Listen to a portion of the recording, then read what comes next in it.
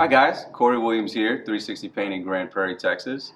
Here today we're actually going to talk a bit about actual staining. What we'll touch on here is, let's say, new construction of a pergola, a deck, or a fence. In those instances, a lot of times it's really kind of debatable.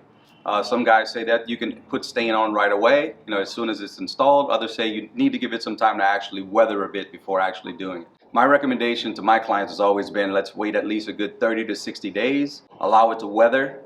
We can come back and actually maybe do a quick pressure wash of it, a light, low pressure wash, not to damage the fibers of the actual wood itself. Allow that to dry for a day or two, depending on what season we're in. If you're in the Texas sun, of course, and if it's overnight, let's say if it's the summer, it'll likely be dry overnight. But if we're actually in the fall months and we have a situation like that where we actually have to pressure wash, it may take a couple days or so to make sure that it's right. What I would recommend even from there, that any contractor that's going back and doing it, make sure they do an actual moisture test with a moisture meter to make sure that there's zero moisture still in that wood and that it's safe to actually put stain on. From there, you can actually go ahead and start applying stain. One of the stains that I use most often is something called Wood Defender, or I'll use Benjamin Moore's Arbor Coat. Two very great products for actual fences and decks.